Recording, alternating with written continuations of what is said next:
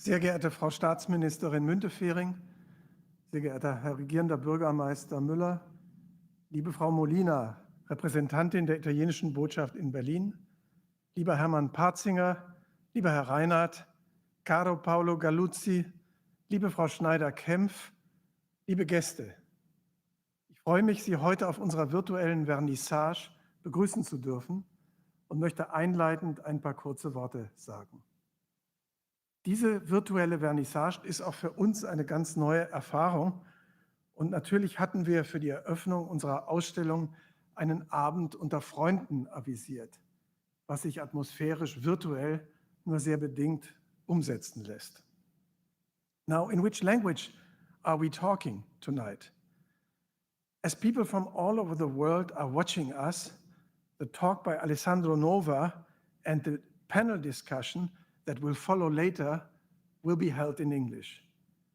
But for now, let us first continue with the greetings by our partners and authorities, actually in many different languages. Lassen Sie uns also diesen Abend beginnen mit den Grußworten unserer Partnerinnen und Fördererinnen, die aus ihren ganz eigenen Blickwinkeln auf unsere Ausstellung blicken werden. Zunächst möchte ich Staatsministerin im Auswärtigen Amt Michelle Müntefering das Wort geben. Dann wird der regierende Bürgermeister von Berlin ein paar Worte sagen.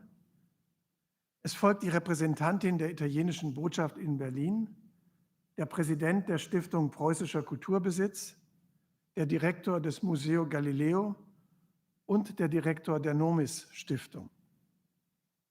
Schließlich werden als GastgeberInnen der Ausstellung Frau Schneider-Kempf und ich ein paar Worte sagen. So now we are looking at a slot of roughly 40 minutes in different languages, partially subtitled, and we will proceed in English with the talk of Alessandro Nova at about 5:50 p.m. Thank you for your attention.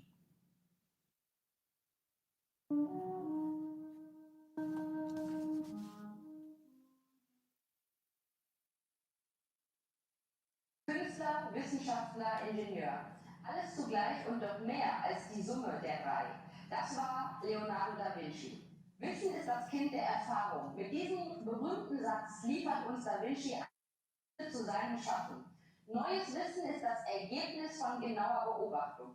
Auch heute, nach 500 Jahren, ist das ein zentraler Aspekt von Wissenschaft. Die Renaissance war eine Zeit, in der vorhandenes und neues Wissen zu einer Explosion an Kreativität und Erkenntnis führte.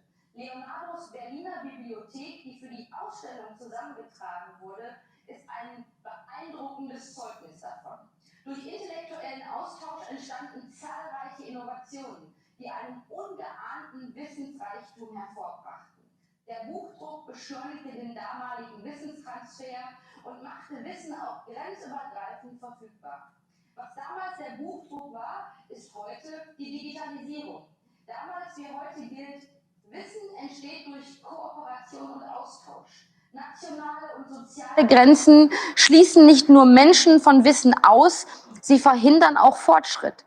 Wir sehen das auch in dieser Zeit der Pandemie. Erfolgreiche Forschung und die Entwicklung von Impfstoffen, das funktioniert nicht ohne internationale Kooperation. Wissen als Produkt von Wissenschaft und Innovation als Lebenselixier unserer Gesellschaft, wie der Ökonom Josef Schumpeter sagt, ist weltweit Motor wirtschaftlichen Erfolgs. Aber Wissen dient nicht allein dem ökonomischen Fortschritt. Es sind insbesondere die großen gesellschaftlichen und politischen Herausforderungen unserer Zeit, die wir nur mit wissenschaftlichem Erkenntnisgewinn und mit internationalem Austausch bewältigen können. Zugleich sehen wir, dass Wissenschaftsfreiheit an vielen Orten der Welt immer stärker eingeschränkt wird. Wissenschaftlerinnen und Wissenschaftler werden verfolgt. Wissenschaftliche Erkenntnisse werden zensiert. Doch ohne die Freiheit von Wissenschaft, Lehre und Forschung ist gesellschaftlicher, politischer und ökonomischer Fortschritt auf Dauer nicht möglich. Es geht ums Ganze. Es geht um Demokratie und Grundrechte. Es ist daher die Aufgabe von Politik, das Schaffen von Wissen ebenso zu schützen wie die Schaffenden des Wissens. Das ist auch der Kern unserer Wissenschaftsdiplomatie im Auswärtigen Amt. Denn nur so kann Neugier und schöpferische Kreativität entstehen, wie sie auch Leonardo da Vinci so sehr auszeichnet. Ich gratuliere dem Max-Planck-Institut für Wissenschaftsgeschichte und der Staatsbibliothek zu Berlin zu dieser wunderbaren Ausstellung. Und ich danke der italienischen Botschaft und dem Museo Galileo, die dabei mitgeholfen haben, die Ausstellung möglich zu machen. Wissen ist das Kind der Erfahrung. Das gilt auch für diese Ausstellung. Leonardos intellektueller Kosmos ist nicht nur eine Geschichte der Vergangenheit. Es ist eine Geschichte, in der sich unsere eigene Zeit spiegelt. Allen Besucherinnen und Besuchern wünsche ich deswegen viel Freude und gute Denkanstöße.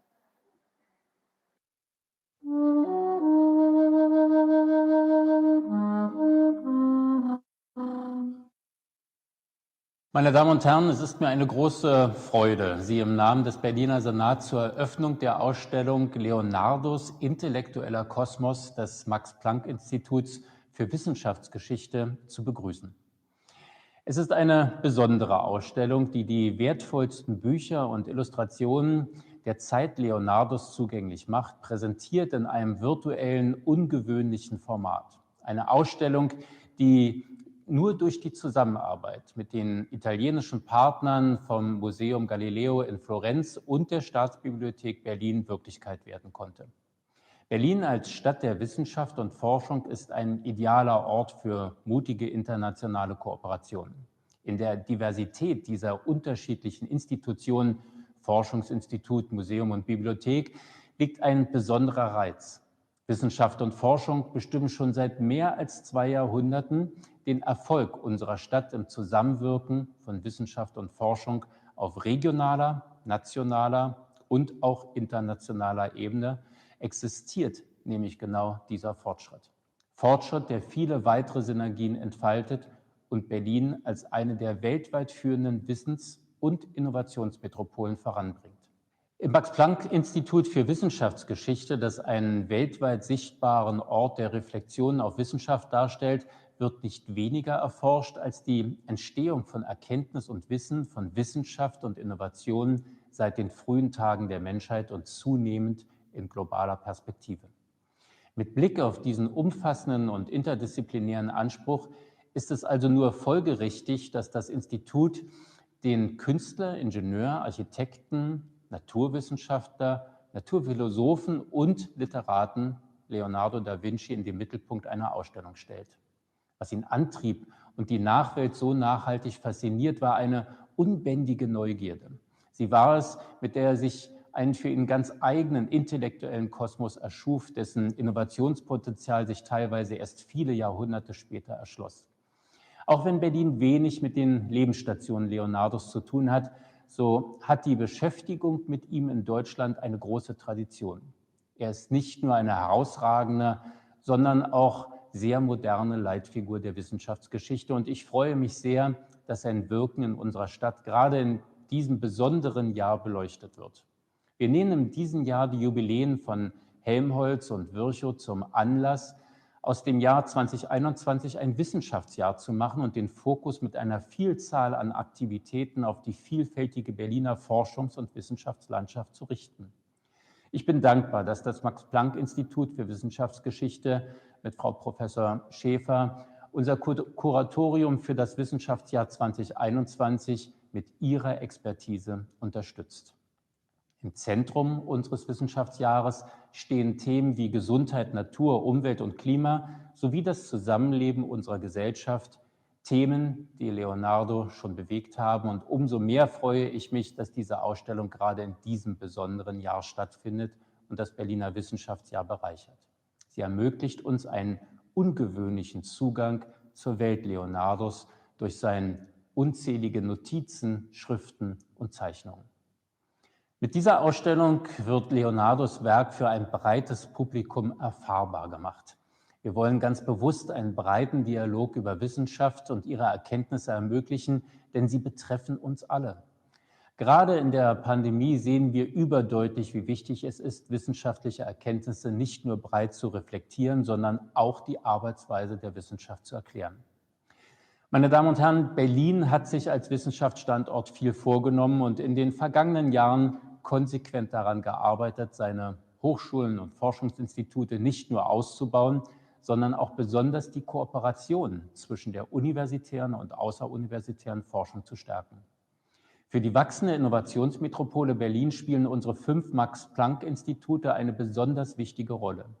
Wir sind stolz auf diese Orte, an denen Grundlagenforschung auf internationalem Spitzenniveau betrieben wird, über institutionelle und nationale Grenzen hinweg. Und wir arbeiten tatkräftig daran, die Präsenz der Max-Planck-Gesellschaft in Berlin weiter auszubauen. Bedanken möchte ich mich neben dem Max-Planck-Institut für Wissenschaftsgeschichte und der Staatsbibliothek insbesondere bei den italienischen Partnern und der italienischen Botschaft sowie dem Museum für Naturkunde, dem Fritz-Haber-Institut, der Stiftung Deutsches Technikmuseum und der Stiftung Planetarium. Dafür, dass Sie es trotz widriger Umstände mit vereinten Kräften ermöglicht haben, dass wir einen Blick in Leonardos Bibliothek werfen können. Diese Ausstellung veranschaulicht auf besondere Weise das herausragende Niveau der Berliner Geistes- und Lebenswissenschaften und die sehr gut funktionierenden deutsch-italienischen Wissenschaftsbeziehungen. Dass so viele Berliner Einrichtungen am Gelingen mitwirken, die verschiedenen Museen und Bibliotheken, das Planetarium, die Wissenschaftseinrichtungen bis hin zu den Firmen, die am Ausstellungsbau beteiligt sind, lässt die Ideen des Wissenschaftsjahres 2021 in unserer Stadt lebendig werden. Ich wünsche Ihnen allen alles Gute für Ihre zukünftige Arbeit in Berlin und viel Erfolg mit der Ausstellung.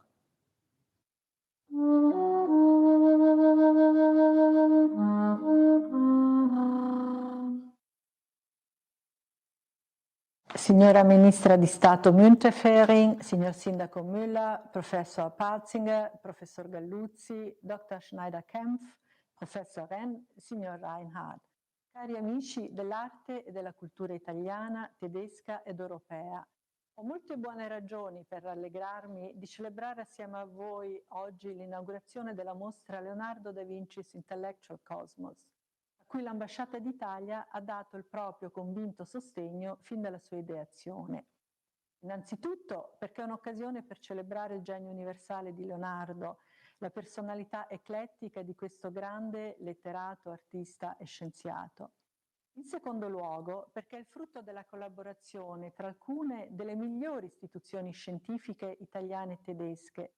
Queste hanno dato vita, durante l'anno delle celebrazioni leonardesche, all'esposizione Leonardo e i suoi libri, la Biblioteca del Genio Universale, ideata dal Museo Galileo, curata dal professor Carlo Vecce e allestita a Firenze nell'estate 2019 e quindi a Roma, presso l'Accademia dei Lincei, fino ai primi giorni del 2020. Grazie alla collaborazione con l'Istituto Max Planck per la storia della scienza di Berlino, la mostra è andata oltre la cornice per la quale era stata concepita e questa nuova versione, rielaborata e arricchita, sarà da domani visitabile presso la Staatsbibliothek di Berlino. A tutte queste istituzioni voglio veramente esprimere i miei più sentiti ringraziamenti. È la prima volta dopo lungo tempo che ci troviamo a inaugurare una mostra che sarà possibile visitare in presenza. Nell'ultimo anno tutte le forme di cooperazione internazionale nel settore culturale si sono trovate ad affrontare ostacoli e restrizioni prima impensabili. Questa occasione è quindi un segnale di speranza per il mondo culturale ed è un ulteriore motivo per rallegrarci oggi. Italia e Germania stanno lavorando per lasciarsi alle spalle le difficoltà di questa pandemia, in una cornice europea rinnovata e rafforzata. Nei giorni scorsi entrambi i nostri paesi hanno presentato i propri piani nazionali per accedere ai fondi del Next Generation EU. Vorrei evidenziare in questa cornice le consistenti risorse destinate dall'Italia alla cultura.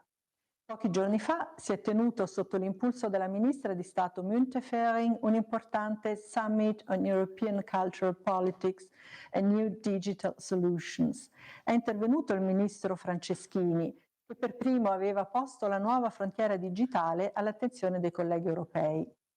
Questi mesi ci hanno mostrato l'importanza dell'innovazione scientifica Leonardo, per certi versi anticipatore del metodo scientifico moderno, diceva che la sapienza è figliola dell'esperienza. Oggi, e questo è un ulteriore motivo di cui rallegrarsi, celebriamo anche le tecniche sviluppate nell'ambito delle Digital Humanities, quelle che hanno consentito di ricostruire la biblioteca leonardesca. Sempre grazie alla tecnologia, il Museo Galileo di Firenze ha potuto creare la mostra virtuale La Biblioteca di Leonardo, disponibile online in 8 lingue. Il Museo Galileo ha messo quest'opera, che verrà illustrata dal professor Galluzzi, a disposizione di tutti per il tramite del Ministero degli Affari Esteri e della Cooperazione Internazionale. Potete trovarla già ora su Italiana, il nuovo portale del Ministero per la promozione della lingua, della cultura e della creatività italiana nel mondo. Questo uso complementare dei metodi filologici tradizionali da un lato e dei più recenti mezzi digitali dall'altro non solo ci aiuta a comprendere meglio il tempo in cui Leonardo ha vissuto e operato, ma replica in maniera fisica una delle grandi caratteristiche di Leonardo, l'incontro fecondo tra arte e scienza. Come lui stesso ebbe modo di scrivere a proposito del rapporto tra le due, quelli che si innamorano della pratica senza la scienza sono come i nocchieri che entrano in naviglio senza timone o bussola, che mai hanno certezza dove si vadano. Sono formule di grande modernità in un periodo in cui siamo chiamati a trovare nuove sintesi. Leonardo stesso visse in una fase di passaggio tra i manoscritti e i libri a stampa, una novità che aveva avuto in Germania con Gutenberg il suo avvio. Anche allora le interazioni tra i nostri due territori varcavano nuove frontiere. È su queste premesse che mi auguro che molti potrete visitare la Staatsbibliothek di Berlino per ammirare questo stimolante progetto. Vi ringrazio molto.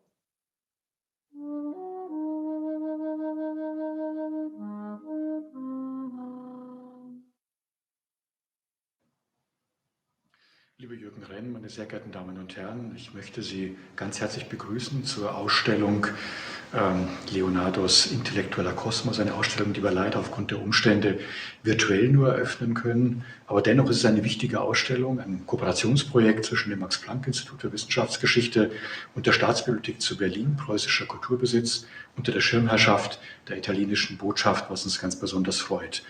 Die Ausstellung kommt leider 2 Jahre zu spät, denn sie war natürlich verbunden mit dem Jahrestag, der 500. Jahrestag von Leonardo da Vincis Todestag. Aber für ein Universalgenie wie Leonardo ist es eigentlich nie zu spät. Jedes Jahr ist ein richtiges Jahr, um sich mit ihm auseinanderzusetzen.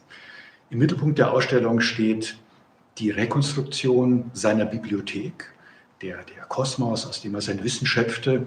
Und natürlich gibt es eigentlich keinen besseren Ort für eine solche Ausstellung als wiederum eine Bibliothek, nämlich nicht irgendeine Bibliothek, die größte wissenschaftliche Universalbibliothek in Deutschland, die Staatsbibliothek zu Berlin. Die Museen, Bibliotheken, Archive und Forschungsinstitute der Stiftung Preußischer Kulturbesitz haben Sammlungen und Bestände von universellem, enzyklopädischem Charakter und auch von Weltrang. Ganz besonders beleuchten diese Sammlungen der Staatsbibliothek wie auch der staatlichen Museen zu Berlin unter anderem auch diesen fundamentalen Umbruch vom Mittelalter zur Neuzeit, die Renaissance. Die Staatsbibliothek eine ganze Reihe an Drucken, Handschriften und vielem anderen, leider keine Originale von Leonardo da Vinci. Auch die Museen haben einen reichen Bestand für diese Zeit, für diesen Umbruch, aber keine Originale von Leonardo da Vinci. Wilhelm von Bode, Anfang des 20. Jahrhunderts Generaldirektor der Staatlichen Museen zu Berlin, hat allerdings 1909 eine Wachsbüste der griechischen Blütengöttin Flora erworben und sie dann auch die Urheberschaft Leonardo da Vinci zugeschrieben. Als es damals von ihm bekannt gemacht wurde, gab es sofort einen erbitterten Streit in der Presse, in der Fachwelt. Lange, über Jahrzehnte hielt dieser Streit an. Hunderte von Artikeln und Beiträgen sind erschienen. Man muss aber, glaube ich, heute schon davon ausgehen, dass diese Zuschreibung eben nicht mehr haltbar ist. Insofern hat Leonardo die musealen Sammlungen der Stiftung Preußischer Kulturbesitz vor allem damit beschäftigt, mit der Frage, ist er präsent in ihnen oder nicht. Aber zurück zu Leonardo. Er ist eine ganz außergewöhnliche Persönlichkeit, selbstverständlich, und prägte die Kunst- und Wissenschaftsgeschichte des Abendlands, wenn man so will, und weit darüber hinaus. Und es gibt einen Berliner bedeutende Berliner Persönlichkeit, die man in vielen Aspekten eigentlich mit ihm vergleichen kann, wenn man ein bisschen genauer hinsieht. Und das ist Alexander von Humboldt. Alexander von Humboldt hat im selben Jahr, 2019, in dem wir den 500. Todestag von Leonardo feierten, seinen 250. Geburtstag. Und beides waren Universalgenies, rastlose Geister. Und das sind viele Dinge, die sie wirklich verbinden miteinander. Beide waren in den Metropolen Europas der damaligen Zeit tätig. Leonardo in Florenz der Medicis nach der Schreckensherrschaft des Savonarola. Alexander von Humboldt in Paris nach der Französischen Revolution. Beide begegneten bedeutenden Herrscherpersönlichkeiten ihrer Epoche. Leonardo, dem Papst, den Borgias, dem französischen König. Alexander, nicht nur den preußischen Königen, Friedrich Wilhelm III. Und den IV., Thomas Jefferson und sogar Napoleon. Beide waren bedeutende Erfinder. Leonardo hat Taucheranzüge entwickelt und futuristische Maschinen und Gerätschaften. Alexander, das Atemgerät, die Grubenlampe. Beide waren überzeugt, dass Natur und Kultur zusammengehören, dass sie eine Einheit bilden und waren in gewisser Weise auch beseelt von der Schönheit der Natur. Beide haben sich mit geologischen, geografischen Fragen auseinandergesetzt. Leonardo mit den Gezeiten im Schwarzen Meer und im Roten Meer und im Kaspischen Meer. Alexander mit dem Humboldtstrom und vielen anderen Naturphänomenen in Südamerika. Und was sie auch verbindet, beide haben ihre Beobachtungen niedergeschrieben. Leonardo auf den sogenannten Codici, Notizheften, die er, so sagt es die Überlieferung, am Gürtel hängend getragen haben soll. Die meisten sind verstreut oder nicht mehr erhalten. Alexander von Humboldt seine berühmten Reisetagebücher. Und hier ist vielleicht der fundamentalste Unterschied zwischen beiden Geistern, während wir von dem Schaffen, von dem, was Leonardo aufgefallen ist, was er für sich festgehalten hat, in Vorbereitung für Werke, für Projekte, während davon nicht mehr viel erhalten ist, ist bei Alexander von Humboldt, zeigt sich auch in dieser Ausstellung, was Gedächtniseinrichtungen und Wissensspeicher wie die Staatsbibliothek und die anderen Einrichtungen der Stiftung, was sie wirklich leisten können. Sie können aus ihren Beständen heraus gelehrte, große Geister der Vergangenheit wieder lebendig machen. Und es gelingt besonders gut, wenn unterschiedliche Expertisen und Kompetenzen zusammenkommen, wie in diesem Ausstellungsprojekt, die Kompetenz des Max-Planck-Instituts für Wissenschaftsgeschichte hier in Berlin und eben der Staatsbibliothek zu Berlin. Und deshalb bin ich sicher, wird es eine großartige Ausstellung, der ich viele Besucher wünsche. Und noch einmal ein ganz herzlicher Dank an alle die diese großartige Ausstellung möglich gemacht haben. Vielen Dank.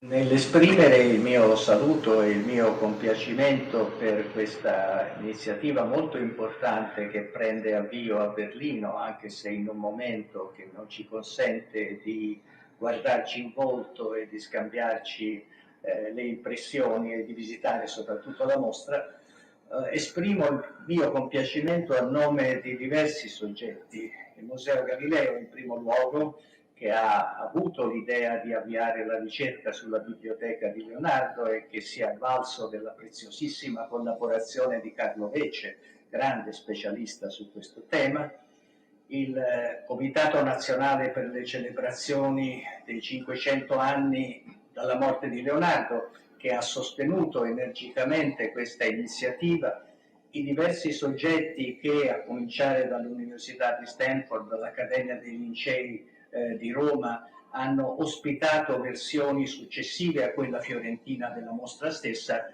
che culmina oggi nell'allestimento originale concepito dagli amici dell'Istituto di Storia della Scienza della Società Max-Planck presso la grande biblioteca statale di Berlino.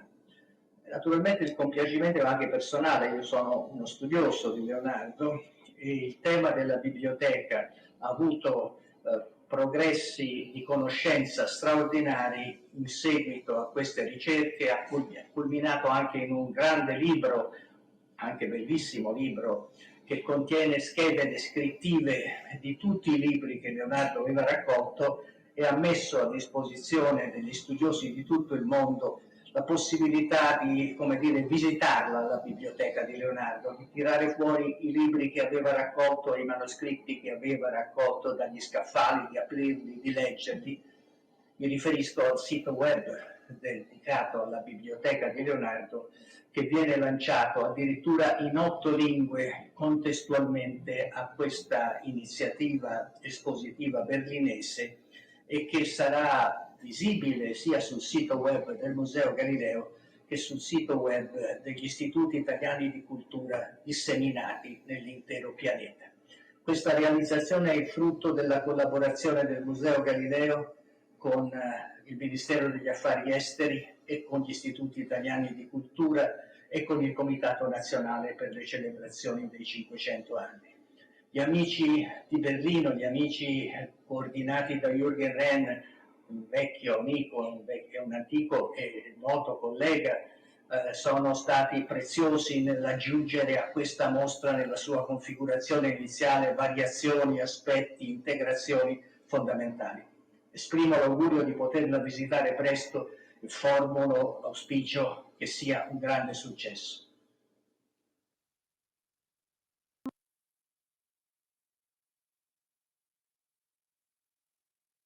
Sehr verehrten Damen und Herren, es freut mich sehr, hier auch einige wenige Worte im Namen der Nomis-Stiftung mit Ihnen zu teilen. Nomis, eine private Schweizer Stiftung hier mit ihrem Sitz in Zürich, hat sich der Forschung von Grundlagenforschung und bahnbrechender Forschung in den Bereichen der Natur- und Sozialwissenschaften, aber auch der Geisteswissenschaften verschrieben und versucht hier fundamentale neue Forschung zu ermöglichen, zu finanzieren und zu unterstützen. Wir wollen hier gerne als eine Form des Katalysators fungieren, der es ermöglicht, dass wahrhaft interdisziplinäre, umfassende Forschung gefördert wird, aber auch neue Forschungsnetzwerke und Kooperationen aufgebaut werden können. Wichtig hierbei sind uns auch das Entwickeln strategischer Partnerschaften. Leonardo da Vinci war natürlich selbst ein Meister, was man heute der interdisziplinären Forschung nennen würde. Ein Pionier, der es verstanden hat, dass die gemeinsame Entwicklung von Wissenschaft, Technik und Kunst eine Einheit bildet und nicht getrennt zu betrachten sind. Er hat durch seine ihm eigene Neugier unglaublich viele untereinander verbundene, ineinandergreifende intellektuelle Wege eingeschlagen und Verbindungen gesucht zwischen allen Aspekten der Natur wie auch der menschlichen Existenz. Somit steht sein Werk beispielhaft für die Art von neugiergetriebener, bahnbrechender Forschung, die Nomis gerne fördert und unterstützen möchte. Würde Leonardo heute leben, wäre es wahrscheinlich sehr gut möglich, dass Leonardo da Vinci ein Nomis-Forscher wäre, der hoffentlich mit unserer Unterstützung neue Funken in der Welt der Wissenschaft versprühen könnte.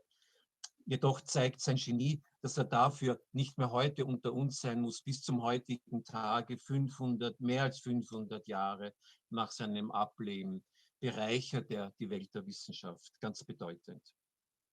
Wir freuen uns auch sehr, dass wir die Möglichkeit hatten, hier Forschungskooperation zu fördern und zu ermöglichen, die dieses Projekt Leonardos intellektueller Kosmos nun tatsächlich auch in Form dieser Ausstellung in die Realität übergeführt haben. Und ich möchte mich da auch im Namen der Nomis-Stiftung natürlich beim Max-Planck-Institut für Wissenschaftsgeschichte in Berlin, dann Staatsbibliothek zu Berlin und natürlich dem Museo Galileo sehr herzlich bedanken. Lassen Sie mich meine kurzen Anmerkungen mit einem sehr bekannten Leonardo zugeschriebenen Zitat beenden. Alles verbindet sich mit allem anderen. Ich denke mir, dass auch dieses Projekt Leonardos intellektueller Kosmos diesem Zitat Würde tut. Und ich wünsche allen Teilnehmerinnen und allen Besuchern und Besucherinnen der Ausstellung, sei es nun virtuell oder vielleicht in Bilde auch persönlich und physisch, viele neue Entdeckungen, viele neue Verknüpfungen und vor allem viele neue intellektuelle Anregungen. Danke vielmals.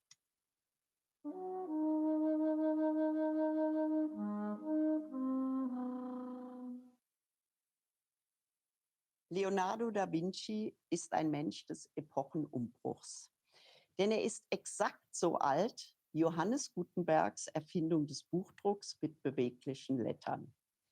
Wenn wir die heute Heranwachsenden als Digital Natives bezeichnen, als junge Menschen, die als erste Generation überhaupt in einer zunehmend digitalen Umwelt aufwachsen, so gilt dies in einer sehr vergleichbaren Weise auch für den 1452 geborenen Leonardo da Vinci, der ebenso an der Epochengrenze von der traditionellen Handschrift zum gedruckten und somit rasch und massenhaft zu vervielfältigenden Buch aufwuchs und wirksam wurde. Vor diesem Technik- wie auch geisteswissenschaftlichen Hintergrund ist es von besonderer Faszination, die Lektüre eines Universalgenies nachzuzeichnen, eines Künstlers und Wissenschaftlers, der aber selbstredend wiederum auf die Werke seiner Vorgänger zurückgriff und sie schöpferisch rezipierte. Ich freue mich sehr, dass diese Ausstellung hier in der Staatsbibliothek stattfindet, die sich seit jeher der Wissenschaftsgeschichte verschrieben hat. Von den ältesten Textzeugen frühmittelalterlichen Handschriften, nämlich, zieht sich ein niemals endender Rezeptionsstrang durch die Epochen. Jede neue Generation von Wissenschaftlerinnen und Wissenschaftlern steht sozusagen auf den Schultern ihrer Vorgängerinnen und Vorgänger.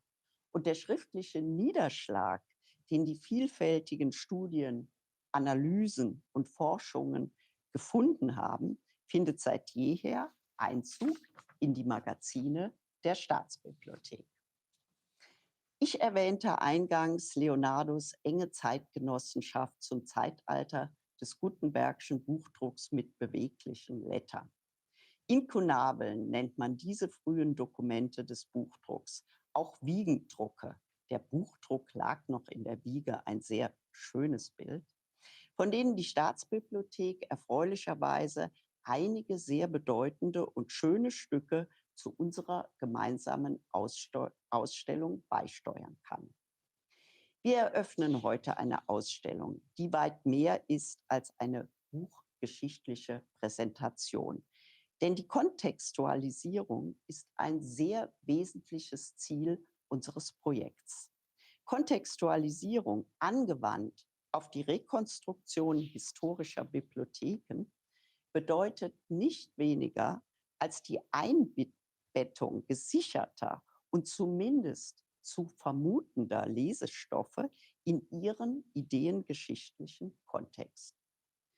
Und wir wollen dazu animieren, Fragen zu stellen, von denen manche nach gut 5 Jahrhunderten kaum mehr zu klären sein werden, andere aber durch eine sich zukünftig intensivierende Beschäftigung mit Leonardo vielleicht beantwortet werden können. Diese kultursoziologischen Ansätze setzen eine strikt interdisziplinäre Herangehensweise voraus. Einen globaleren Blick als früher, der umfassender analytisch und vor allen Dingen auch vergleichend fragt. Welche Bücher erschienen zu Lebzeiten des Wissenschaftlers bzw. des Sammlers? Welche Bücher und bis in die frühe Neuzeit, muss man dazu sagen, welche Handschriften hätte er erwerben oder entleihen können? Welche Texte rezipierten andere befreundete Gelehrte zur gleichen Zeit? Welche Möglichkeiten Texte, antike, mittelalterliche, zeitgenössische zu kaufen, zu tauschen und zu entleihen, bestanden überhaupt in einem definierten Zeitraum und einer bestimmten Stadt oder Region? Dies sind Forschungsdesiderate, die nicht nur für eine begrenzte Fachcommunity, sondern auch und gerade für weitere kulturgeschichtlich interessierte Rezipienten von Reiz sind. Zumal dann, wenn der Eigner der Bibliothek eine solchermaßen namhafte Persönlichkeit ist, mit der sich Erinnerungen und Mythen verbinden. Eine Persönlichkeit also wie beispielsweise Leonardo da Vinci, der bis heute die Fantasie selbst der abgeklärtesten Menschen, auch des 21. Jahrhunderts, zu beflügeln vermag. Ich würde mich sehr freuen, wenn es dazu käme und freue mich ebenso, dass die Staatsbibliothek zu Berlin, die sich seit jeher auch der buchhistorischen Forschung in so herausgehobener Weise verpflichtet sieht, die Ausstellung in ihren Räumen ausrichten darf. Vielen Dank.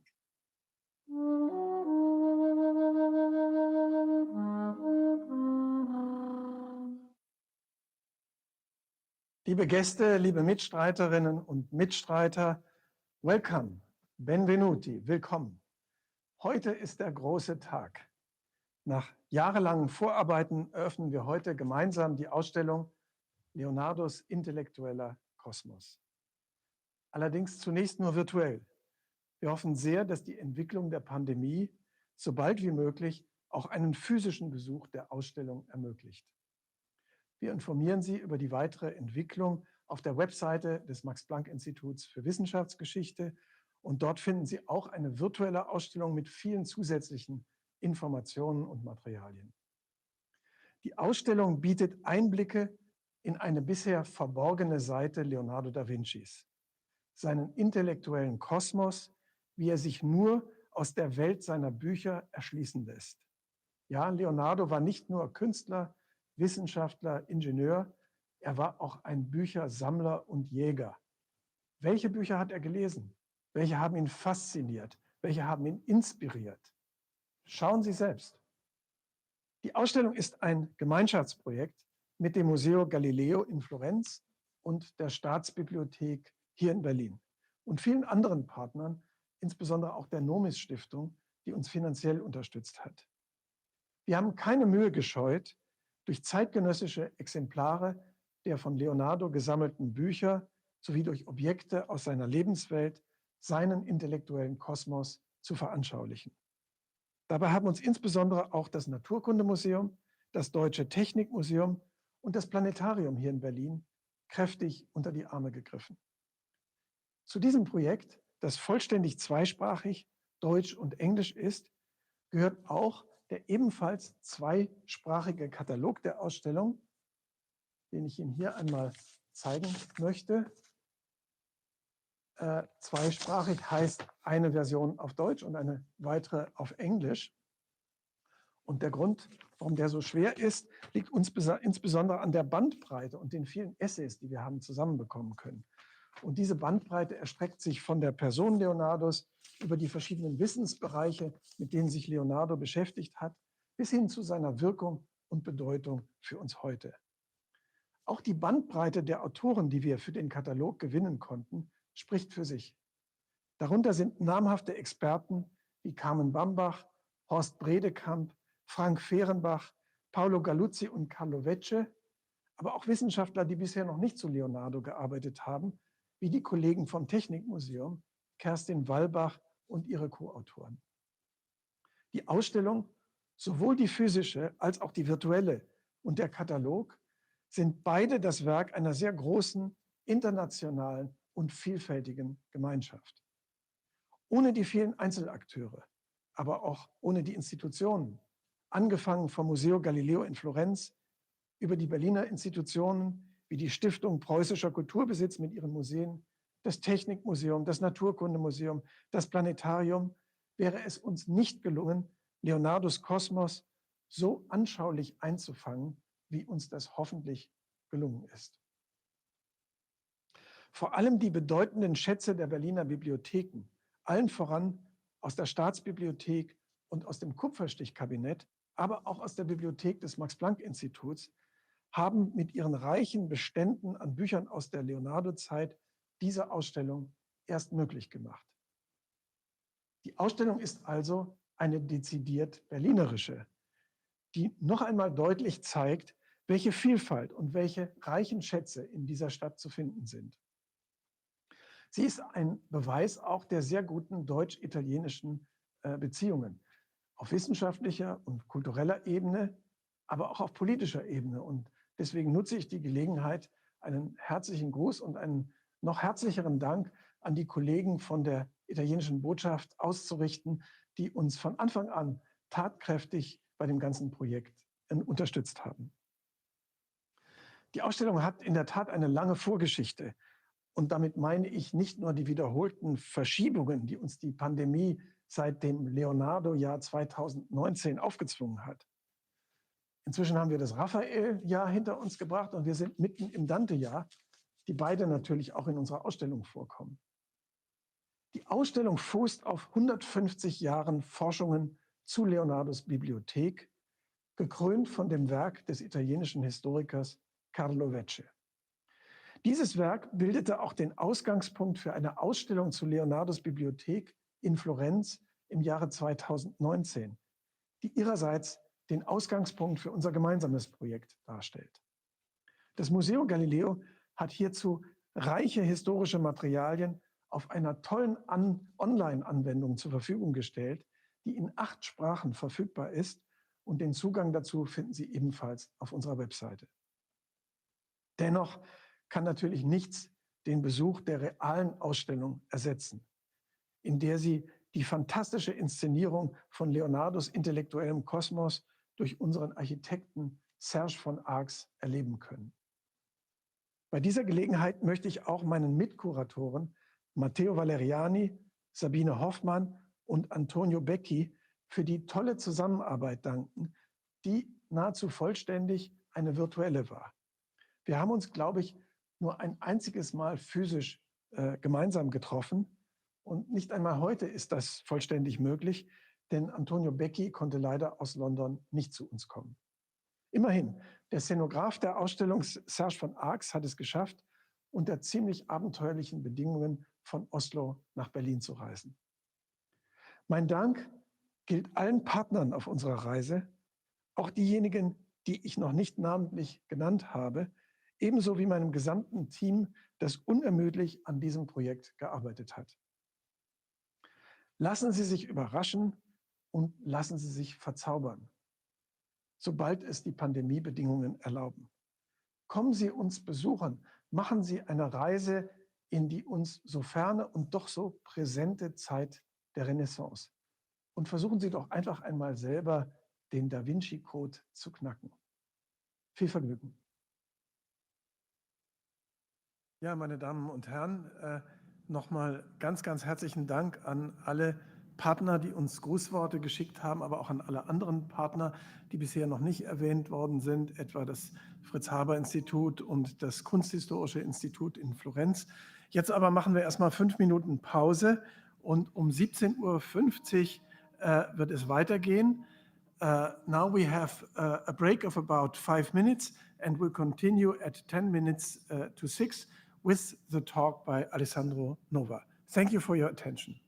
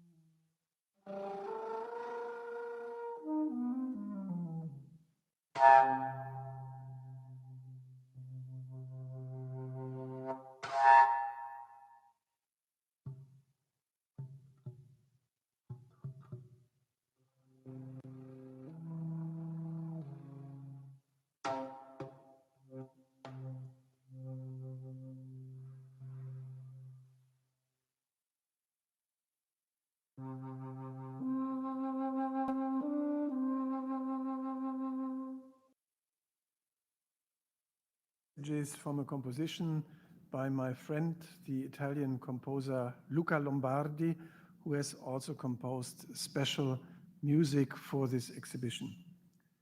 It is now my pleasure to introduce Professor Alessandro Nova. He is an internationally renowned art historian and director of the Kunsthistorisches Institut in Florence and an expert on Leonardo.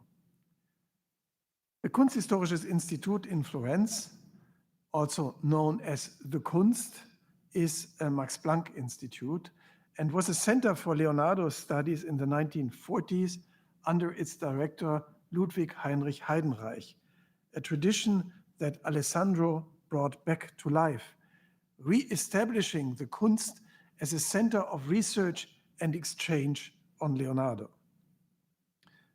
Several years ago, in 2008, he started the project Decoding Leonardo's Codices, a series of international conferences, each focusing on different aspects of Leonardo's work with outstanding new insights. And the results of this long-term project will be published this year. Today, Alessandro will speak to us about the value and the limits of the analogical method in the work of Leonardo da Vinci. Alessandro, I wish you were here, but now the virtual stage is yours. For your kind introduction and invitation, Jürgen. And I'll start with the lecture. When Ernst Gombrich delivered his landmark lecture on the form of movement in water and air at UCLA in 1969, he addressed the following captatio benevolentiae to his audience, and I quote, "An apology may be needed from an art historian proposing to approach a subject, however tentatively, that extends far into the history of science." In his own elegant rhetorical style, Gombrich confided in the topos of modesty before presenting one of the most lucid analyses of Leonardo's methodology to date. And incidentally, the drawing that you see on the screen on the left-hand side was done around 1510, and now in the Royal Library, of course, at Windsor Castle, was labeled by Gombrich as impact of water on water and functioned as a sort of manifesto for his thesis. In appreciating that rhetorical model today, I'm aware of three significant differences. A study of the concept of analogy, so crucial to Leonardo's intellectual profile and the subject of this lecture, permeates not only the field of the history of science, but also that of philosophy. Furthermore, thanks to the work of Gombrich himself, Martin Kemp, and many other scholars, we are now reluctant to study Leonardo's work in separate spheres of competence. Finally, Gombrich offered a highly original interpretation of Leonardo's method of analysis and permutation. Here we limit ourselves to a survey of a few empirical examples of Da Vinci's method of investigation. To properly approach this demanding topic, at least three tasks should be carried out. First of all, one should distinguish types, uses, functions, and finalities of analogy in Leonardo's work, while respecting as much as possible the chronological dimension of the data collected. Then, point two, we should survey the history of the concept of analogy in the context of Leonardo's studies in order to gain a better understanding of its merit, utility, and use, as well as dubious reputation and renovation, almost rehabilitation. Finally, we should emphasize the artist education and language as member of Florentine workshops who was not brought up in humanistic circles. Throughout his life, Leonardo frequently made recourse to analogy, either in literal or substantive terms, for instance, in the comparison of macrocosm and microcosm, or else heuristically, as in the formal resemblance between eddies or vortices created by water and air blown by hair. Or metaphorically, as in the case of the architect equated with a physician who must intervene on a finished building and heal it like a doctor heals a sick body. The analogy between macro and microcosm is a recurrent motif in Leonardo's writings. The correspondence is already fully developed at least as early as manuscript A of the Institut de France from approximately 1490 to 92, where we read the following famous passage. I quote, beginning of the treatise on water, you see at the top, highlighted. By the ancients, man has been called a lesser world. And indeed, the term is rightly bestowed because inasmuch as a man is composed of earth, water, air, and fire, his body resembles that of earth. And as a man has in him bones that support and frame his flesh, the world has its rocks as the supports of the earth. And as a man has in him a pool of blood in which the lungs rise and fall in breathing, so the body of the earth has its ocean tide, which likewise rises and falls every 6 hours, as if the world breathed. True, the body of the earth lacks sinews, and this is because the sinews are made expressly for movements, and the world being perpetually stable, no movement takes place, and no movement taking place, muscles are not necessary. But in all other points, they are much alike. For that reason, since both bodies are provided with a cardiovascular system, The concept of analogies or similitude between man and the earth is a cornerstone of Leonardo's vision of the world around 1490. Leonardo develops the concepts in two other passages on the same page. In the second passage, entitled Of the Springs of Water on the Tops of Mountains, Leonardo affirms that the same law by which blood remains in a man's head without spilling out also applies to the streams of water at the top of mountains, which would be impossible if the earth body were not similar to a man's body. Now, we should note here that this analogy has absolutely no heuristic value. With it, Leonardo is merely making an observation.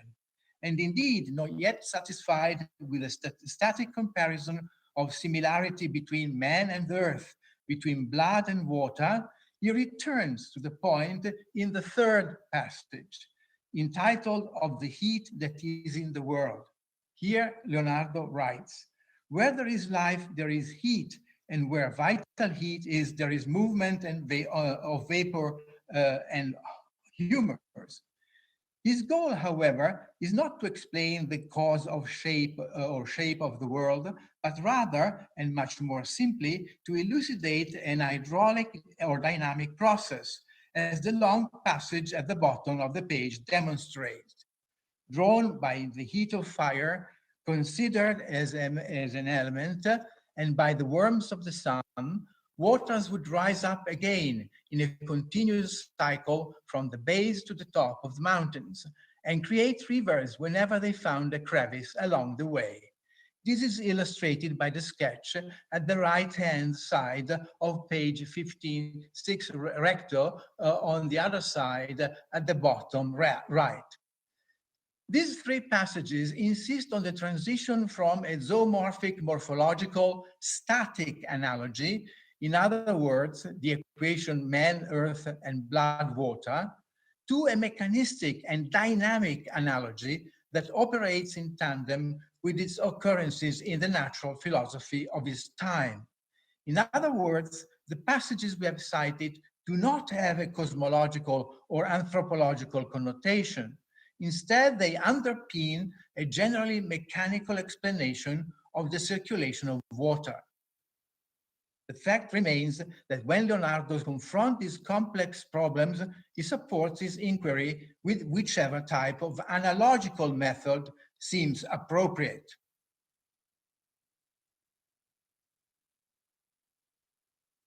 Most effective analogies are perhaps the heuristic ones.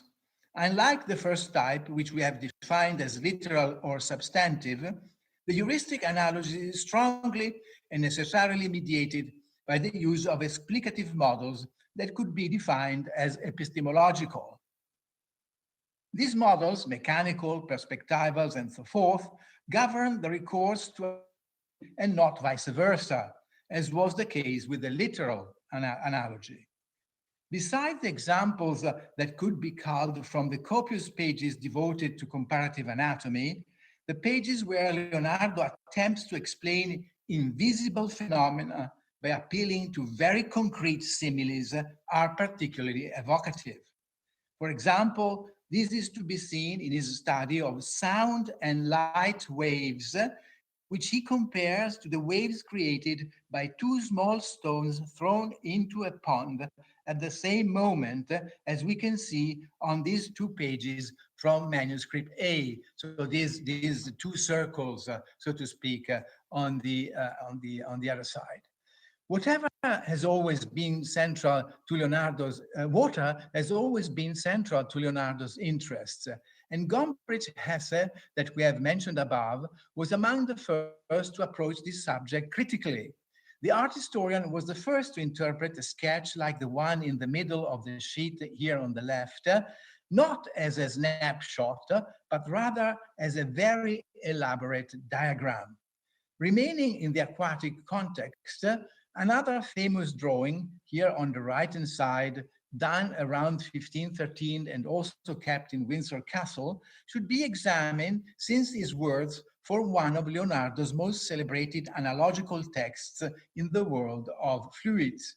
Leonardo writes, Observe the motion of the surface of water, which resembles that of hair, which has two motions, one of which depends on the weight of the hair, the other on the directions of the curls.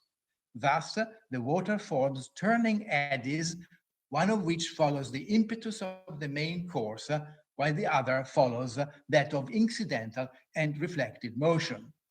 With this analogy, Leonardo wishes to make a rather simple point. He wants to remind us of two factors: the spirally movement of the vortex and the forward pull or frontal action exerted by the current of the river. Leonardo's famous anatomical drawings has also provided several intriguing references on this topic. From many possible examples, I have chosen a sketch of the anatomy of the neck because it makes a good bridge to the third kind of analogy, the metaphorical, and also because its relationship with the geometric sketch of a ship's mast is particularly well suited, allowing us to visualize the comparison described textually at the top of the page on the right-hand side. And I quote, "First, you will do the spine of the neck with its tendons like the mast of a ship with its shrouds without the head." And the mast, so to speak, of the ship is in the drawings on the left-hand side at the bottom, you see a triangle which really corresponds to what you see also on the right-hand side. Then, goes on Leonardo, you will do the head with its tendons that set it in motion above its fulcrum. These words correspond to what we see on another anatomical sheet preserved at Windsor, where at the bottom right, we notice a diagram of a ship's mast. As I said before, it's on the left-hand side at the bottom right. A last example, when the Fabbricieri of the Cathedral of Milan consulted Leonardo and other architects, among whom were Bramante and Francesco di Giorgio Martini, for help in solving related to the drum of the cathedral, Leonardo constructed a wooden model with the help of a local carpenter. In preparation for the assignment, Leonardo did some sketches where the ribs of the drum resembled the spinal column of a human being, as you can see in the sketch on the right-hand side. Around 1487, when he produced the drawing on the left, he had to compare the drum of the Duomo in Milan to an alien body that urgently required the healing power of an architect doctor, of an architect physician. The famous letter addressed but perhaps never sent to the Fabbricieri, today in the Codice Atlantico in Milan, relates, "Lord deputies, just as doctors and caregivers who attend to the sick must understand what is man, what is life, what is health, and in what way a balance of elements keep them in good running order, the same thing is needed by the cathedral or by any other building that is unwell, that is to say, a doctor architect who well understands what building is and the rules from which correct and upright building is derived." Now, after surveying Leonardo's three uses of analogy, the literal, heuristic, and metaphorical, we must also specify that the term itself, analogy, analogia, never appears in his writings. Instead, we often run across the notions of simile and comparison. This can be irritating, but what counts is the method, and it would be perhaps more useful to offer a brief sketch of its history. The analogical method does not belong to a specific historical period, as Foucault seemed to assert in his masterful study, The Order of Things, where the author maintains that up to the end of the 16th century, resemblance played a fundamental role in the construction of knowledge in Western culture. Foucault distinguishes four different types of similitude: conveniencia, emulatio, the interplay of sympathy or affinities, and finally, analogia. He is aware that the latter is an old rhetorical device that was familiar to ancient Greek science and medieval thought, but he believes that its use probably, and I think it's very interesting, is probably changed in the early modern period. However, the analogical method was never static in the course of its history and appears in different forms, in different centuries and in different cultures. Nonetheless, we should also recognize its continuity over time. Platonic and Aristotelian in origin, the concept was richly developed in the Middle Ages before re-emerging in modern times. Indeed, in his Paralipomena ad Vitellionem, Kepler confesses his fondness for analogies, and as my most faithful teachers, cognizance of all the arcana of nature, while Newton too did not reject thinking in terms of musical and mechanical analogy. As he writes, nor must we withdraw from the analogy of nature, since that is commonly simple and always in harmony with itself. Even today, analogy appears as a methodological tool when scientists confront a problem for the first time. At the intersection of the history of science, artificial intelligence, and psychology, Hofstadter and Saunders' recent study entitled Surfaces and Essences, Analogy as the Fuel and Fire of Thinking, reclaimed the basic cognitive value of analogy in our lifetime. Here is only a short citation from among many.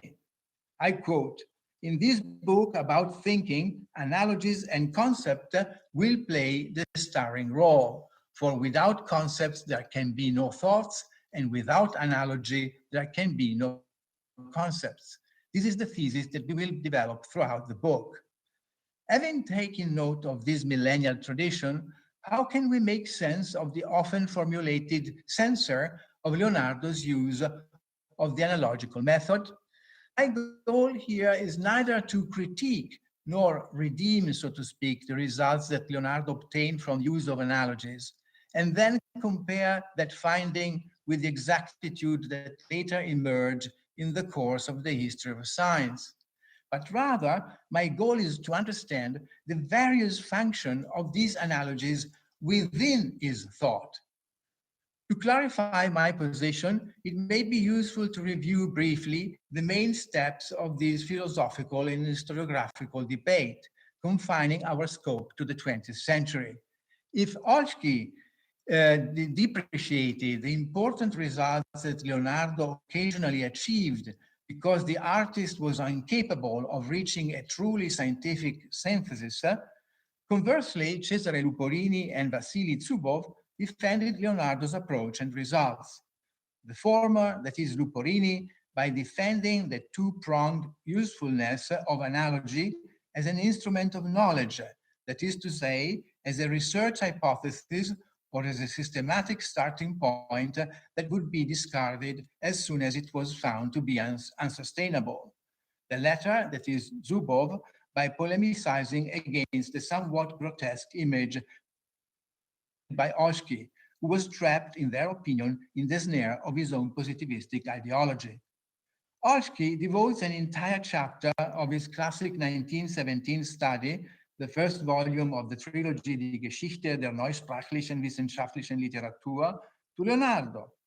His tone is decisively negative, and Olszki's text is inspired by a critique of the Jejune equation of macrocosm and microcosm, and Leonardo's fondness of visible analogies. According to Olszki, Leonardo was satisfied to explain how without inquiring about the why of that analogy. Moreover, he found Leonardo to be nothing more than an incurable empiricist, incapable of formulating laws of natural philosophy. Olszki adds that Leonardo's research on mechanics does not advance toward a clear objective, but fluctuates between various possible meanings. For that reason, the results he arrived at do not elucidate the material in question, but are merely a reductive series of experiments devoid of any theoretical value. Leonardo may have made several good observations, but was ultimately unable to synthesize what he saw. The critique of Leonardo's lack of systematic approach is indisputable, but the heat of his polemical argument blinds him to other aspects of the artist's research. For instance, Olszki seems to deny any value as a tool of inquiry to drawing, transferring all the power of scientific argument to the world. In so doing, Olszki failed to realize that Leonardo's drawings were an instrument of scientific analysis comparable to the power of words. Unable to grasp this innovation, Olszki's final judgment was devastating, and I quote, "No matter how we analyze Leonardo's work, it is a failed endeavor, a feat lacking any appreciable results, either scientifically or literally." It comes as no surprise that a few decades later, philosophers and historians began to correct this uncharitable portrait of the artist. Among many possible reactions against Olszki's thesis, Cesare Luporini's writings provide perhaps the most articulate expression of this revisionist wave. In 1953, the philosopher published an article entitled "Per una interpretazione non formalistica del pensiero di Leonardo," and indeed his target was definitely the works of Olszki. In his magisterial study from 1962, Vasily Zubov also distanced himself from Olszki. He recognized Leonardo's frequent use of analogy in his scientific activity to construct critical models suitable for analyzing the natural world, and thereby praised the results that Leonardo had achieved.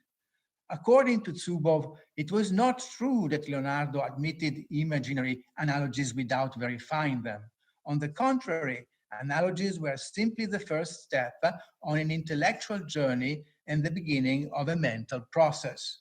From those premises and their subsequent verification, the inquiring mind could also arrive at the negation of the analogy that was his point of departure.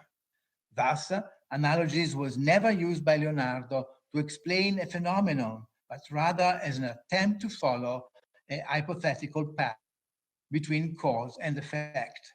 Furthermore, referring to the motto "Provando e riprovando," Zubov makes Leonardo almost a precursor of the Florentine Accademia del Cimento, founded in 1657 under that motto, and in so doing overturns for good Olszki's negative judgment.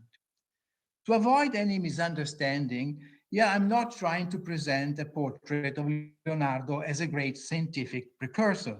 All in all, an image reproposed by Zubov and even found in Luporini, when, for instance, he attributes to Leonardo the discovery of the principle of inertia, thus anticipating in his mind Galileo and Descartes. Au contraire, it must be said, however, that Leonardo was often the victim of devastating misunderstandings. Too often scholars have tried and still try to place him in the small circle of great innovators, either to praise him as a precursor or else to record his presumed failures.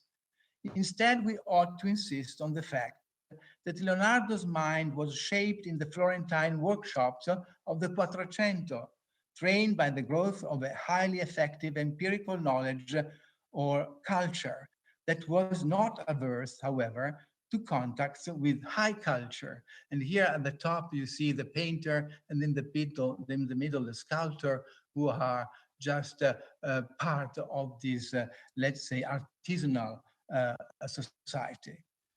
For instance, if Ernst Cassirer emphasizes Leonardo's debt with respect of Nicholas of Cusa, including his reference to the microcosm analogy, it is no less important to trace the channels of this diffusion of thought.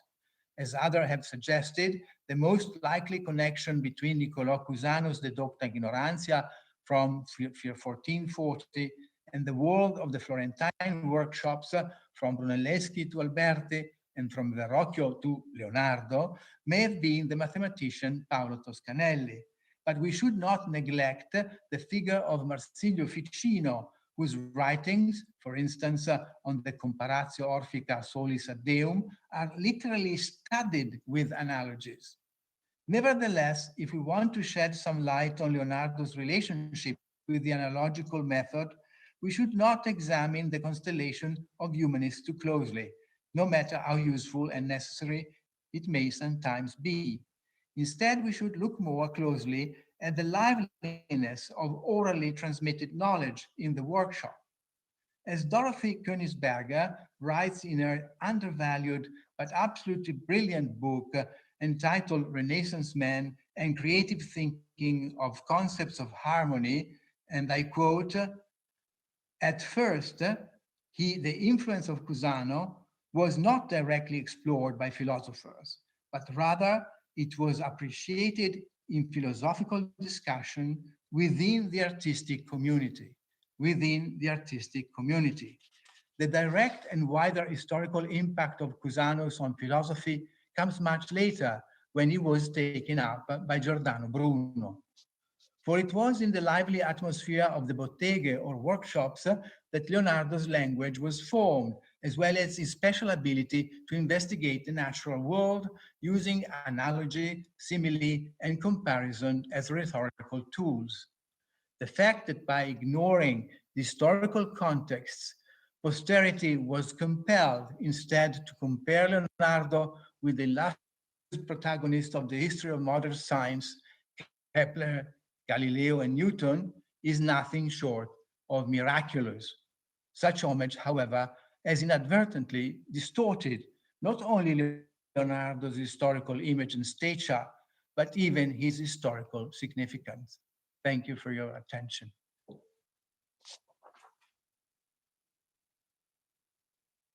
Depth of my heart for this wonderful talk, and I think the audience can imagine how much we owe to your expertise and to the many years of Leonardo's scholarship. So I'm now looking forward to two things. One is to welcome you here in Berlin, to go with you through the exhibition in person, and two, of course, to the publication of your masterful work, Decoding Leonardo's Codices. Unfortunately, we will not have the time now for a discussion with you, which I very much regret, but we will take now a 10 minutes break exactly and reconvene at 6:30 for our panel discussion with the curators of the exhibition. So see you all again in 10 minutes.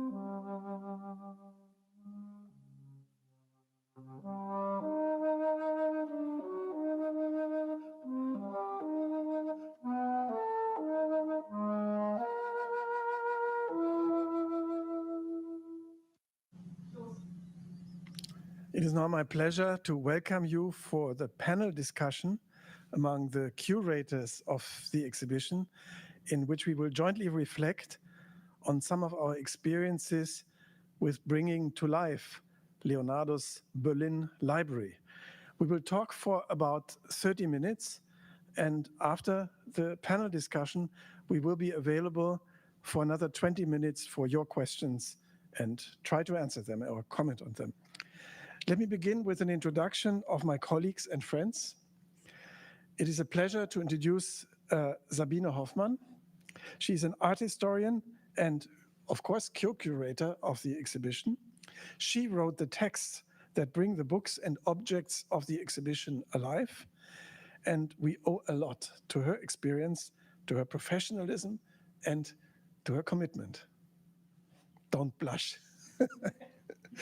Serge van Aarx is our architect, who already shaped the Einstein exhibition of the Max-Planck-Institut for the History of Science in 2005. And I'm happy to say it's still alive, somewhat alive, on the internet. Einstein, Ingenieur des Universums.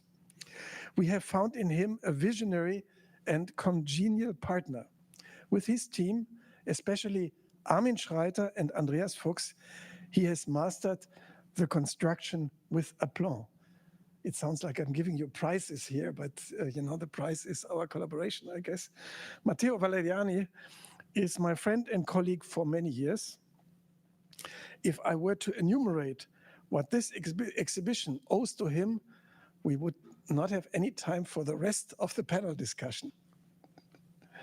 Let me just emphasize his creative work on the catalog of the exhibition, which very much carries his handwriting. Our co-curator and friend Antonio Becchi from London unfortunately cannot join our discussion, but I still would like, Antonio, to take this opportunity to warmly thank you for your numerous impulses for this exhibition. Without your critical acumen and your expertise on Leonardo, it would not have come into being. I very much regret that you cannot be with us. But But now to the question. This is a special question. It's a special exhibition on Leonardo's library. Of course, there were many Leonardo exhibitions, in particular in the Leonardo year 2019. So Sabine, what do you think is special about an exhibition on Leonardo's library? And of course, as you said, there have been many exhibitions on Leonardo, which is such a popular figure. But there have not so many exhibitions on Leonardo's library, of course, and which was very important for us and which stands really literally in the center of our exhibition are the books that Leonardo was interested in the books he was hunting, the books he was teaching himself, Latin with the books that he was teaching himself, other sciences, disciplines. So we wanted to bring to life Leonardo's intellectual cosmos, and we wanted to show you the ideas which stand behind Leonardo's artworks and behind all his very innovative inventions and all those bizarre machines we are all so fond of and which are also popular.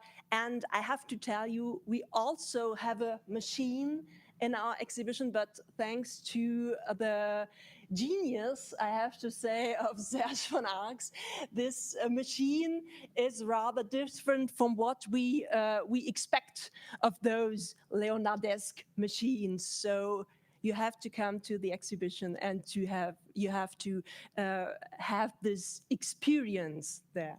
Thank you, Sabine.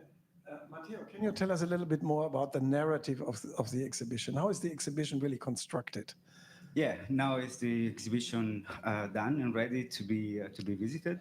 The narrative is basically structured over 12 sections, and we partially followed the Leonardo, which were the conditions for him to create his library.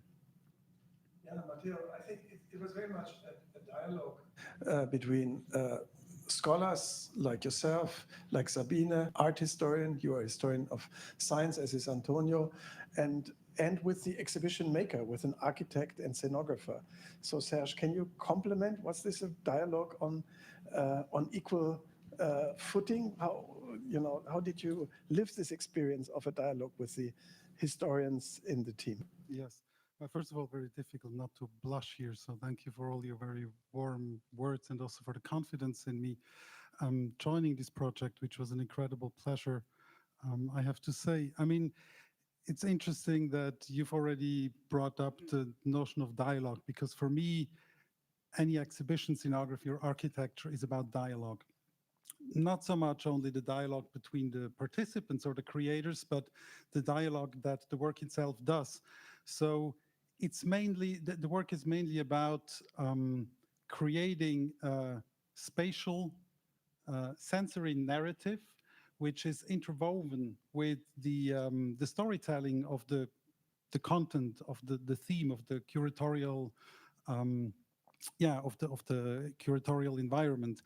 And to me, it always becomes interesting where there's little differences or frictions or tensions between these threads, because it is there where we have kind of small open fields that emerge. There's always a kind of a potential, which is this little states of limbo that I'm convinced that trigger the imagination of the visitor who's going to come and see an exhibition. So I very often, a little bit provocatively, say that while the curatorial engagement usually is about giving answers and putting a lot of answers onto the audience, to me the scenography is really about asking questions.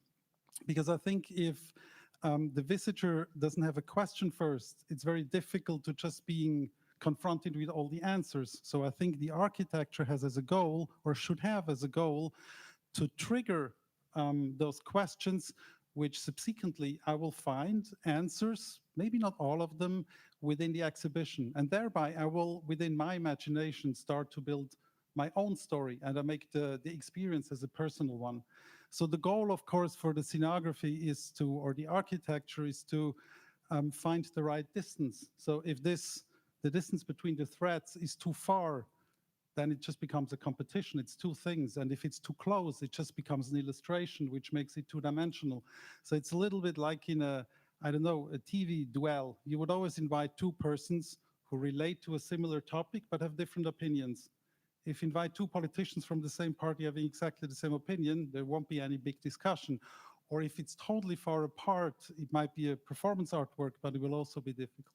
So this, to me, is always the goal, to kind of work in these little fields in between. And very concretely for this exhibition, it also has dealt, of course, the images that we have seen reveal only in a very, very faint way what the material actually does, because you have to be in the space physically to experience it. But it's also largely the use of a material which is almost impossible to predict all its consequences.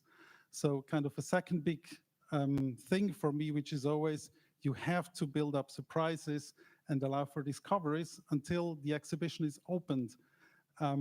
Is something, it's a little painful because you can't fully control it, but this is something that we brought in here. Well, I have to correct you at one point, because you said surprises until the exhibition is opened. I think actually it continues to offer surprises. I can tell our audience only that the images that you see here on the screen of the exhibition are just a modest reflection of what the exhibition really offers in terms of spatial experience. So we as scholars sometimes talk about a space of reflection or an exploratory space. And this exhibition, your scenography, really creates a real physical space of reflection with actual reflections which you discover. So it's really an exhibition to explore, to pose new questions, and you can visit it a number of times and still discover new angles and new surprises and correlations. So it's really an intellectual cosmos in its own right. But at the heart, of course, in the center of the exhibition are the precious books from the Staatsbibliothek, from the Kupferstichkabinett, and our own institute, the Max-Planck-Institut for the History of Science. Now, this is an installment of an exhibition tradition, I might say, on Leonardo's library that started in 2019 in Florence, as we heard from Paolo Galluzzi just today. There were similar installments in Rome and then in Stanford. Matteo, what makes the Berlin installment of this exhibition special? This exhibition is special, or this reconstruction of Leonardo's library is special for one specific reason. And the reason is that we first have to know that we received from Leonardo his personal notes concerning his private library. And these notes are not always very clear about the book that he wanted to annotate. And so it requires historical work and a lot of interpretation. And we have heard today already that this work is going on actually since 150 years. So we added on the top of these words further interpretations. And at the end, we joined our historical work while to the exploration of the archives and the libraries of Berlin, and especially of our main partner, the Staatsbibliothek Berlin. And we looked in this collection, as well as in our collection of the Max-Planck-Institut for the History of Science, in order to find those editions that Leonardo pointed to in his notes, or might have pointed to according to our interpretation. So in this way, a library emerged, which is unique only for Berlin. It's a real Berliner Library of Leonardo. It is an instantiation of the figure of Leonardo in Berlin, although he has never been in this part of the world, but we created it here, and it reflects, as a matter of fact, the fact that we were able to reconstruct the library of Leonardo in Berlin reflects the mobility and the transregionality of knowledge of the early modern period of the epoch in which Leonardo was living. And this is the peculiar aspect. So that this is the real reason why we were able to recreate a unique library of Leonardo in Berlin with the Berliner collection. this is the peculiar point, which cannot be found anywhere exactly in the same way. So it's not a library he owned, but it's a library he could have owned. In part, yes, for sure. And this is due to the fact that most of his notes are not completely clear. They are not bibliographic data as we know them now. And they need to be interpreted, and to be interpreted in the framework of historical knowledge of the early modern period, of his epoch. And this is why early modernists then entered the game and created the exhibition. And we created this new library. Sabine, what was the experience of doing such an exhibition in the difficult times of the Corona pandemic? Can you tell us a little bit about your experience? And I'm asking you because you came newly into the team. So actually, it feels very good to be in the same room with you. Yes. Yes, I know. To be in the same room with you, because it's only the second time during this project I'm working on that I'm here with you. I mean, we had a kick-off meeting. You heard I entered the project at a rather late stage. And we had this kick-off meeting, and I think a week later, there was complete lockdown. And then we started meeting on a daily basis on our desktops. And we had these very long and very intense meetings. And we got to know each other very well, I think. I also... Yes, in 2 dimensions. And it's nice that I got to know people from Oslo, and we were talking with people in London, with our colleague in London. And yes, so this was, for me, despite the epidemic and everything, this was a very good experience and a very fruitful experience, and seeing the exhibition grow despite all those troubles we were having. And we had this aim of putting the exhibition to life. And now we hope that there will be an audience, a real audience for it. In the same room with us. In the same room with us, that's it. Serge, did the concept of the exhibition evolve in the course of these discussions? Was it set in the first moment and then just, filled with details, or did it really mature and develop? No, it was absolutely an ongoing discussion, and maybe also to start up the similar question in how it was with Corona. I really have to emphasize that it all only was possible due to the incredibly meticulous planning of all details, because otherwise it would be simply impossible to achieve all of that, and the incredible competence and engagement of, as you mentioned, Armin Freiter and Andreas Fuchs, who both were here while I was in Oslo, to kind of maintain that dialogue and the confidence and setting it all up. And that created also in collaboration with you from the Max-Planck-Institut and with Sabine, in a way, quite a strange, concentrated, as you mentioned, it, development on the screen to see how it goes on. I was also testing, as we've been talking about, using virtual reality equipment, so exploring my exhibition in Norway in the living room.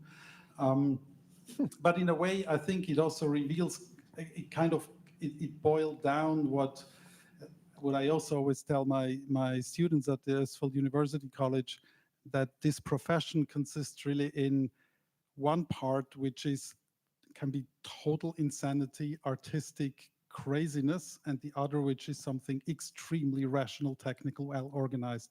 I think this is kind of a description of the job, and try to stretch them as far apart as possible, but still keep that thread, because otherwise it doesn't work anymore. And I think that was kind of an interesting way in exploring this, because there's so little space for all kind of the filling material, the in-between. As we know, these Zoom meetings, you have to start by the minute and you have to finish it. And still, I think it's actually really fascinating what a constructive process I think we have developed in moving forward while continuously adapting and seeing, it was not correcting or adjusting, it was really an evolvement. That of course requires adaptations, but it was really an ongoing development throughout the whole process, which I appreciated very much. Remember that at some point when we were working on the catalog, we asked you, oh Serge, could you not write a short text on describing the exhibition, the gist, and kind of being your own art historian to describe the exhibition. And then we ended up writing both a poem, which sounds like an absurd story, but you know, the page in the catalog has now this text, which we wrote together, and a poem, which we also wrote together, accompanied by a drawing carrying the central idea of the center of the exhibition. And I have to say that is the page I like most. It's really a very funny anecdote, because it's quite clearly, had we just been half a minute together in one space, it wouldn't have been an issue, because there you have written a poem, and then you asked me to relate to the scenography. So I thought, okay, I'm also going to write a poem. Should I do that? Okay, I do it and send it out. It was just silence. I didn't know. And afterwards, I learned that you never received that poem, and I thought, I've done something really wrong here. So then we went on, and then I've written the little text, and then I've written the long text. Spent the whole weekend. It's like, no, it should be much shorter. So although it was painful, it was actually quite a funny, and in the end, it was a constructive process. I mean, also really appreciate. I think it's kind of symbolic how you boiled it down to the So it was an interesting, really kind of remote work dominated process that still resulted in something I think really beautiful. So you can see we're already talking about our favorites in the exhibition. And so in our last round of discussion, I will ask now everybody for their favorite object or view in the exhibition. Matteo, you want to start? I can start, yes. In the exhibition, we have a section we called Mobility of Knowledge. And in this section, we have the reproduction of the beautiful and great world maps from 15th and 16th century, one of Fra Mauro, and for around 1450. And this map is, I love this map, especially because of the fact that it reflects the knowledge about the geographic knowledge about the world as it was known around the half of the 15th century, but not only, especially concerning the east part of the known world or beyond the known world of that time.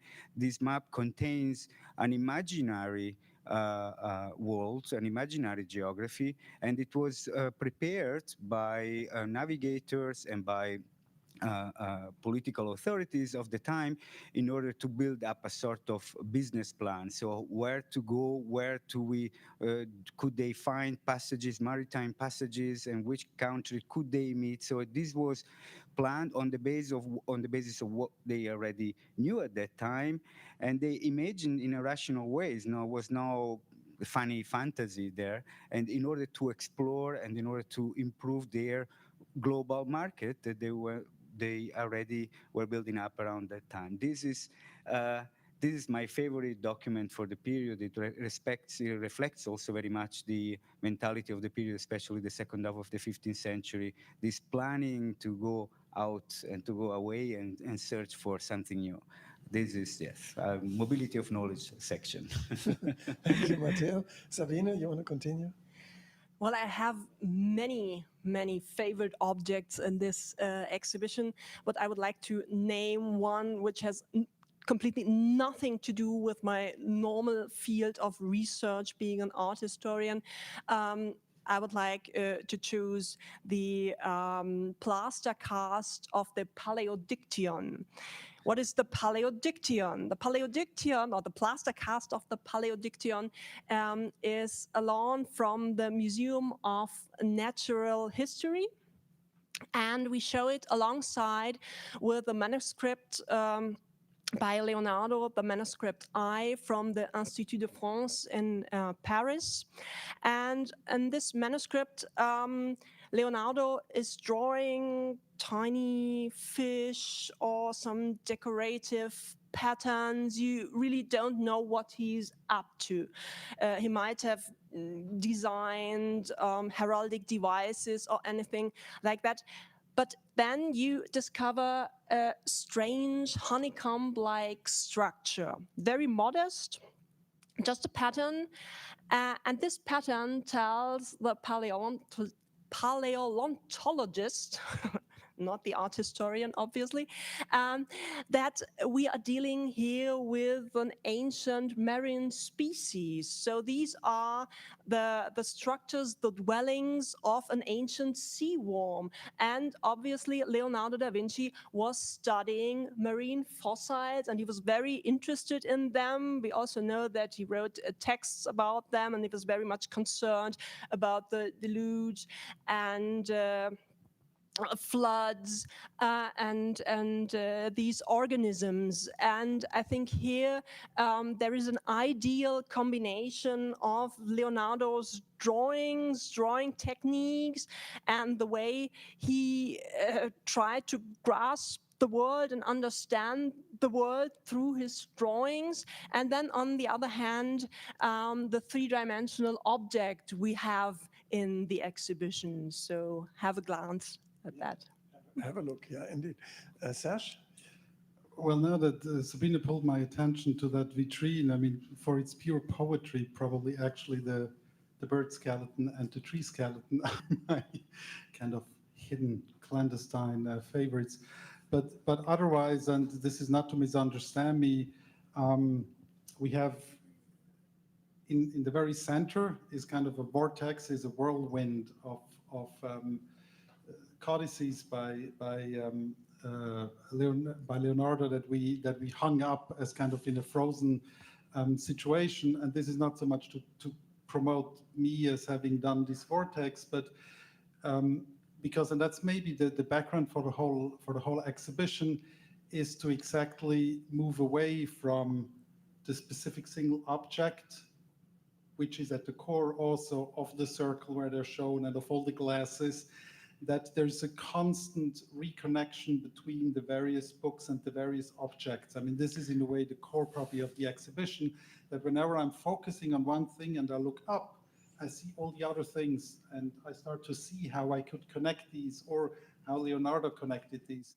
So in the sense, if it has to be one object, it's almost an inversion, because this is the anti-object, because it's about really putting the importance not on the single entities, but always on their interrelationships and their connections in between. The same that I also wanted to say, so let me just continue a little bit on that. Yeah, I agree with you, Serge. This is the central tension in the exhibition. On the one hand, you have this circular round of the precious books that Leonardo could have owned that come from Berlin libraries, and on the other side you have the codices symbolized by this mind storm in the middle, but then also by the codices that have come to us through various collections and libraries. And all in all, there are, I think, more than 4,000 pages in 22 codices that have come to us, and their history is adventurous, is very complicated, and we try to explain it a little bit. If Antonio Becchi would be here, he could explain it in great detail. He has done a lot of research on these codices, but what they symbolize for me, and I think for us, is the media revolution in the middle of which Leonardo worked. On the one hand, he had these fantastic wide-ranging ideas, and on the other hand, there was this new medium of the printing press, and it was kind of hard for him. He wanted to become an author, but it was kind of hard for him to squeeze these broad network of wide-ranging thoughts into the form of a closed narrative in between two book covers, as a unit. He strived for it. He didn't quite succeed. He was, in a way, anticipating what today we call hypertext. So I think he would be happier with the internet than with the book press. And I think we can learn a lot from Leonardo and from this exhibition about media revolutions. So this brings me to one final question to you, Sabine. What about the catalog? Did the catalog change over time? What is your impression how the catalog evolved in the course of the exhibition? Well, we had to deal with the We had to deal with the postponement of the exhibition, but we did get the chance to include even more essays and wider range even of topics into the catalogue. So what started as a companion to an exhibition, I think now with this wide range has really developed into an introduction or a comprehensive study, I think, on the field. So yes. With a comprehensive library, Antonio would add. Yes, that's it. And of course, one question that we could discuss for long, but we have no time anymore for it, is how has our image of Leonardo changed in the course of this common work? And you know, if I would say with one word, it's we can see now how much of his work is shaped actually by the network that his books span. The books are like a coordinate system through his work in which one can now identify the various intellectual threads. Would you agree, Sabine? Yeah, This is yes, absolutely. Matteo, you want to add? I definitely agree. I would add also maybe one aspect to the story. For me, also as an early modernist, a historian of science and technology, but not an expert on Leonardo itself. So this is in the curator crew is Antonio Becchi, who is not here today. For me, also the image change of Leonardo, not only just a person who was interested in so many different aspects, and as his own library demonstrates, is a huge library with very differentiated, but also the idea of somebody who is running behind and trying to collect everything new on everything that is coming up during this epoch. I think in this sense, we have this knowledge explosion, as Serge just mentioned. So I have this figure in mind after this experience in working in this group and as a curator and building this exhibition of a person who is desperately trying to collect everything and maybe eventually being able sometimes to create at least one argument from page 1 to the last page, but never actually succeeded in this. And so, and it mirrors very much what was my knowledge of this entire epoch, but I didn't know how much Leonardo is really embedding everything in his own person and in such an exemplar way. So this, I think, and I hope this we were able to represent it properly in the exhibition. And so I invite everyone to go there. Thank you, Matteo. I very much agree with you there. And our friend Alessandra also said it. He was not so much a precursor, but very much a child of his time, which he represents in a very comprehensive way. So I want to thank you warmly for this discussion, but more than that, warmly for this 2 years of intense collaboration. Now the audience will judge our results, of course, and I hope they will be able to do so soon. This week, the pandemic situation apparently does not allow it yet. Hopefully next week will be a better week in this respect. In any case, we will keep you informed on the website, both of the Max-Planck-Institut for the History of Science and the Staatsbibliothek in Berlin, when the exhibition will be actually physically opened. Meanwhile, the virtual exhibition prepared by Dirk Wintergrün and his team is being launched in this very moment, so check it out. And as the real exhibition, it will be enriched with more material over time, nice photos, text of the exhibition, so please look at it. And with this, I close the panel discussion, warmly thanking you again. And we are still here around for your questions. If you have any comments, questions in the chat, we are available. And I will now check my iPad for any comments and questions that you might have.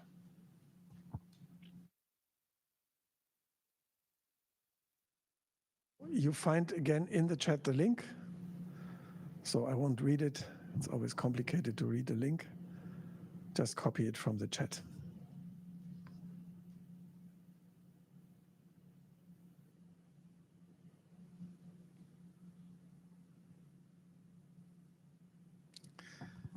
So our colleague from Berlin, Professor Gerd Grassoff, sent us a nice comment emphasizing the connection between art and science. Yes, that was the ambition. And I think if you take Leonardo seriously, who didn't see a separation between those different spheres, you have to confront that challenge.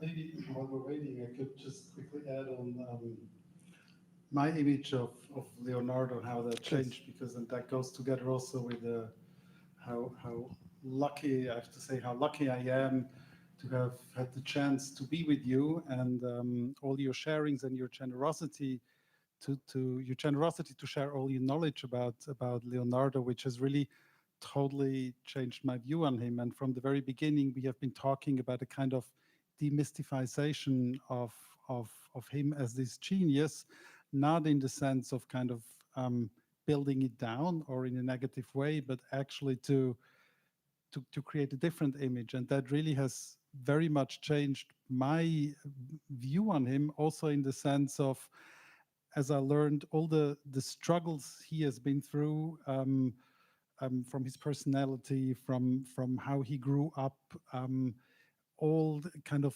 making his way through politics and power structures and all of that. And eventually this allowed me to understand that being as a scenographer and having worked a lot in stage design now in my career, that I'm part of the same guild. So that is made me very happy, because it seems that this is mainly what he has been mostly active, is in inventing worlds that not necessarily all have to be realized, but imagining worlds and sometimes realizing them in the fictive environment of the theater or of festivities or events. So for me, it was a really beautiful ride through these 2 years to kind of get a different image of Leonardo.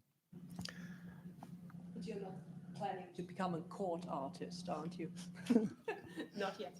Well, we'll see. I mean, now in Norway, but I'm Swiss, so we never had courts. We always fought. And so good democratic tradition. So I thank you. Before we go over to our private chat, I want to thank the audience who have accompanied us for these 2 hours here, and I very much hope to see you all in the exhibition.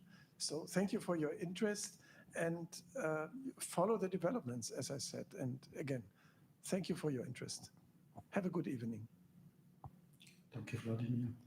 Thank you. Thank you. Thank you.